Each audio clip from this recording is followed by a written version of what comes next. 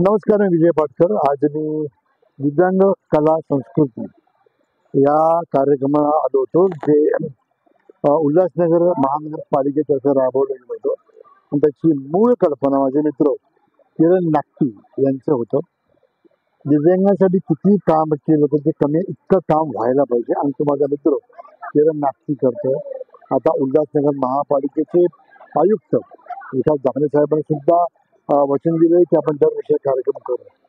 मला एका शब्दात सांगायचं वाटतं, ज्यांची जे दिव्यांग आहे त्याचे कॅलिबर आहे चांगले, त्यांना मेनस्ट्रीम मध्ये आणायला हवं, आणि ते येतील त्या किरण नागटी या माझ्या मित्रामुळे.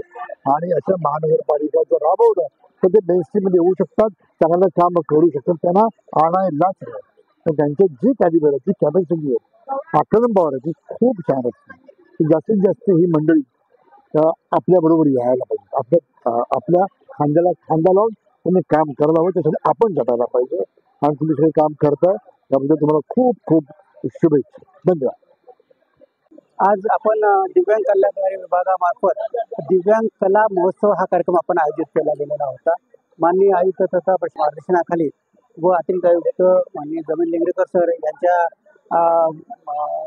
मान्यतेने आपण हा कार्यक्रम इथे आयोजित केला होता.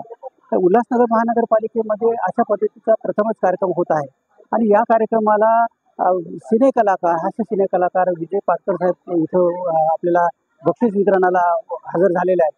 तसेच सिनेमध्ये कार्यरत केलेले नक्की साहेब व त्यांची संपूर्ण टीम आणि त्यांचे जजेस व इतर सर्व टीम पूर्णपणे प्रोफेशनल टीम इथं आपण लावलेली होती, जेणेकरून ह्या कलागुणांना वाव देण्यासाठी आणि त्यांचं बक्षीस वितरणामध्ये त्यांना विशेष न्याय देण्यासाठी ही प्रोफेशनल टीम आपल्याला इथं उपलब्ध होती.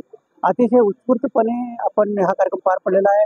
याच्यामध्ये चित्रकला स्पर्धा, हस्तकला स्पर्धा, नृत्य स्पर्धा, गायन स्पर्धा व वेशभूषा स्पर्धा अशा 5 गटामध्ये विविध प्रकारच्या गटामध्ये आपण हा डिवाइड करून ही 5 कला आपण इथे सादर केलेला आहे. उत्स्फूर्त प्रतिसाद इथं पालकांचा, शिक्षकांचा आणि बालकांचा इथं मिळालेला आहे, आणि यशस्वी हा कार्यक्रम इथं संपन्न झालेला आहे. आणि दिव्यांग कल्याण विभागातर्फे या सर्व शिक्षकांचं, दिव्यांग बालकांचं मी अत्यंत आभारी आहे. धन्यवाद.